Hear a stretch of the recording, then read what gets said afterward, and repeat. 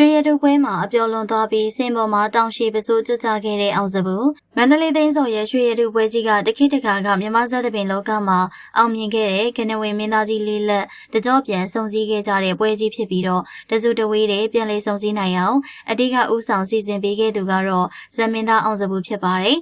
ကိုရိုင်းကျိုးကျိုးဆဆစီစဉ်ရတဲ့ပွဲလဲဖြစ်တဲ့အပြင်လေးစားအားကြရတဲ့ဆရာသမားမင်းသားကြီး၄ယောက်နဲ့စင်မြင့်တစ်ခုထဲမှာအတူတူကပြဖျော်ဖြေခွင့်ရတဲ့အတွက်အောင်စပူတယောက်ပီတိဖြစ်နေပါတယ်။စင်ပေါ်မှာမင်းသားကြီးတွေနဲ့အတူတူရှင်ပြီးတော့ကပြရင်းနဲ့အောင်စပူတယောက်စိတ်လှုပ်ရှားပြီးတော့အပျော်လွန်သွားခဲ့ပါတယ်။သူဆိုရမယ့်တချမ်းစာသားတွေတောင်ပါဇက်ဖျားကနေပျောက်ပြီးတော့အကုန်မေ့ကုန်နေထိဖြစ်ခဲ့တာပါ။ဒါပေမဲ့ပရိသတ်တွေကတော့ဝိုင်းရင်မင်းသားကြီးတွေကြားမှာကလေးလေးတယောက်လိုပျော်ရွှင်နေတဲ့အောင်စပူကိုကြည့်ပြီးတော့အချစ်ပိုနေခဲ့ရပါတယ်။တချင်းစာသားမေယုံတင်မကပဲအောင်စပူဝစ်ဆင်ထားတဲ့တောင်ရှိပစိုးကြီးပါကျွတ်ကျသွားပါတယ်။စင်ပေါ်မှာမင်းသားကြီးတွေနဲ့အတူတူအားပါတရကရင်ခါမှဝစ်ဆင်ထားတဲ့တောင်ရှိကြီးကရှော့ပြီးတော့ကျွတ်ကျသွားခဲ့ရပါ။အပျော်လွန်နေတဲ့အောင်စပူကိုစင်ပေါ်ကအနုပညာရှင်တွေရောအောက်ကကြည့်နေတဲ့ပရိသတ်တွေပါပွဲကျသွားခဲ့ပါတယ်။တချင်းစာသားလည်းမေတောင်ရှိကြီးကလည်းကျွတ်ကျနေအောင်စပူတယောက်တော့ဆရာသမားတွေရှေ့မှာအမတ်တရနေ့လေးတစ်နေ့ဖြစ်သွားခဲ့ပါပြီ။စင်ပေါ်မှာအလွဲလေးတွေဖြစ်သွားပေမဲ့ပရိသတ်တွေကသူ့ကိုအပြစ်မမြင်ကြပါဘူး။ပွဲကြီးတစ်ခုဖြစ်အောင်စီစဉ်ပေးနိုင်ခဲ့တဲ့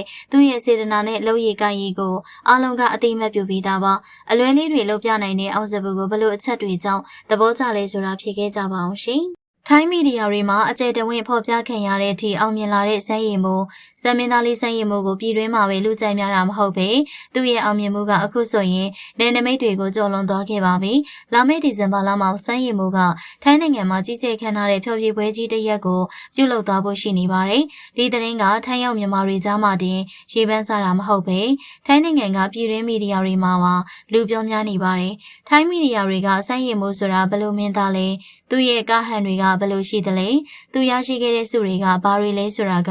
အစအသေးစိတ်ကိုစိတ်ဝင်စားနဲ့လေ့လာပြီးတော့သတင်းတွေစောင်းပါးတွေအကျယ်တဝင့်ဖော်ပြလာပါတယ်ထိုင်းပရိသတ်တွေကိုယ်တိုင်လာရောက်အားပေးကြဖို့ဒီစိတ်လှုပ်ရှားနေပြီးတော့တပင်မင်းသားလေးကနိုင်ငံခြားကပါအသိမှတ်ပြုရတဲ့အဆင့်တစ်ခုကိုရောက်ရှိနေပြီဆိုတာအထင်သာတွေ့ရပါတယ်ပြည်တွင်းပြည်ပအောင်မြင်မှုတွေတိုးတက်လာပြီးရဲ့နောက်သူ့ရဲ့ဈေးကွက်ကလည်းမြင့်တက်လာပါတယ်။ဇက်ပွဲတစ်ပွဲငားမယ်ဆိုရင်ပွဲရသည်နီးမှသွားငားကြပေမဲ့စမ်းရည်မို့ကိုတော့အခုကတည်းကကြိုတင်ပြီးတော့ပွဲငားဖို့စည်ရန်ပေးထားပါပြီ။လာမယ့်ဒီဇင်ဘာလမှာဖျော်ဖြေမှာဖြစ်ပေမဲ့အခုကတည်းကကြိုပြီးတော့ပွဲငားထားကြရတဲ့အထိအောင်မြင်နေပါတယ်။စမ်းရည်မို့ကတဲ့ပွဲဆိုရင်ယုံပြည့်ယုံရှံဖြစ်ပြီးတော့လူငယ်ပရိသတ်တွေရောလူကြီးပရိသတ်တွေပါအားပေးကြမယ်ဆိုတာကိုပွဲစီစဉ်သူတွေကယုံကြည်ထားပါတယ်။သူ့ကိုယုံကြည်ရကြောင်းလာနေချီပြီးတော့ကြိုတင်စရင်ပေးငားရမ်းနေကြပါတယ်။ဇမင်းသားတွေကပွဲရသည်မှာပဲအလုပ်ဖြစ်ပြီးတော့နေပရိသတ်လောက်ပဲတည်တယ်လို့ထင်ပေမဲ့အိန္ဒိယနိုင်ငံကမီဒီယာတွေပါမျက်စိကျလောက်အောင်ဖျော်ဖြေပြနိုင်ခဲ့ပါတယ်။စက်ရင်မိုးကအောင်မြင်မှုဟာနိုင်ငံတကာထိ